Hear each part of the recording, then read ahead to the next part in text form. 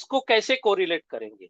तो मैंने आपको बताया कि हम जो कोशिश कर रहे हैं कि आयुर्वेद में मैं क्या सोचता हूँ, कितने कितने बंडल ऑफ आयुर्वेदिक सब्जेक्ट उसको ध्यान में लेना है, और उसके बाद में मेरा अपना मत रखूंगा। डिसीजन आपको लेना है कि ये कैसा रहा।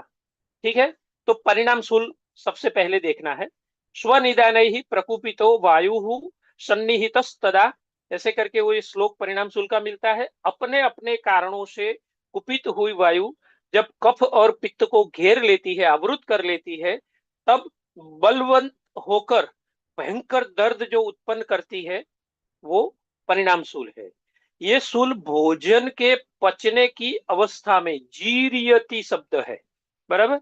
तो इसीलिए इसे परिणाम शूल कहा जाता है। नेक्स्ट, निदान सेवन वात प्रकोप कफ पित्ते समावृत्य, पित्त और कफ से आवृत होकर बलवान हो जाता है। नेक्स्ट,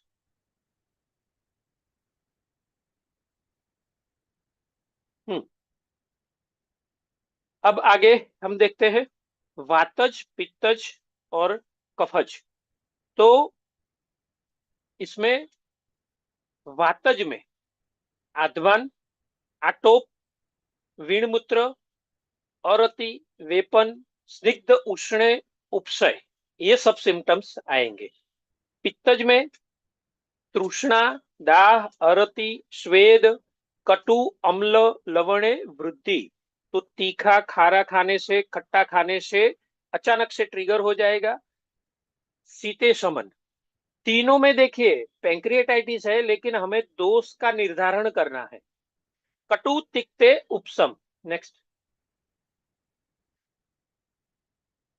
जीर्णे जीर्यति अजीर्णे वा यत् शूलम उपजायते पथ्य अपथ्य प्रयोगेण भोजन अभोजनेन च न समम याति नियमात सो अन्न द्रव उदाहरतः।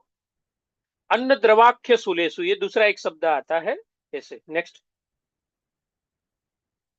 भोजन के जीर्ण हो जाने पर, जीर्ण होते समय, अजीर्ण की स्थिति में, पथ्य भोजन खाने से, अपथ्य भोजन खाने से, भोजन लेने से, न भोजन लेने से, कोई भी कंडीशन में पेशेंट को शांति नहीं मिलती।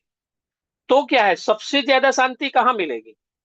तो पेशेंट को खाना है और खाना खाने के बाद उल्टी करके निकाल देना है। ऐसी कंडीशन जब आएगी तो ही उसे शांति मिलेगी। तो इसे परिणाम शूल कहते हैं। तो ये जो है वो गैस्ट्रिक अल्सर के साथ ज्यादा ये सॉरी ये अन्न द्रव शूल है, तो इसे गैस्ट्रिक अल्सर के साथ इसको कोरिलेट करते हैं। नेक्स्ट, जीर्णे जीर्यति अजीर्णे च शूलम, यही बात है, दूसरे योग रत्नाकर जी का कहना है। नेक्स्ट, हाँ, देखिए अब बात आती है शूल। हमारे यहाँ शूल, शोथ यानी स्वैथु, ये सब स्वतंत्र व्याधियों के स्वरूप में है। ये सिम्टम्स नहीं है। मेडिकल साइंस इसे इंफ्लामेशन को, इडिमा को एज ए सिम्टम लेता है। पेन है वो एज ए सिम्टम है, हमारे यहाँ व्याधि है। तो सभी प्रकार की ऐसी व्याधियों का जो एक ग्रुप होता है उसे स्थूल नाम के अध्याय के अंदर गिना जाता है। तो पहले देखते हैं कि स्थूल निदान क्या है। दो से ही पृथक ऐसे ऐसे एक एक दोष से होता है, लेकिन उसमें पित्तज स्थूल, देखिए क्षार, अति तीक्ष्ण, विदाही, तैल, ऐसा सब खाने की वजह से ये जो पित्त हुआ है, तीसरी लिटी में लिखा है पित्तम प्रकुप्याशु करोति शूलम। तो ऐसे दूसरे सिम्टम्स आते हैं। जो अर्धरात्रे, पेंक्रिएटाइटिस का ज्यादातर पेन जो होता है, अटैक आता है, वो सायंकाल या रात्रि काल में ज्यादा आता है।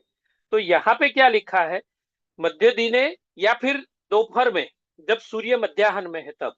जो अर्धरात्रे विदाह काले सिते च सिते समुपति शांति सुस्वादु सिते अपि भोजनेश्च। नेक्स्ट,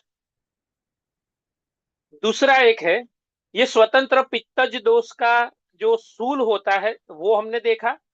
अब ये जो द्वंद्वज सूल है उसको हम देखते हैं।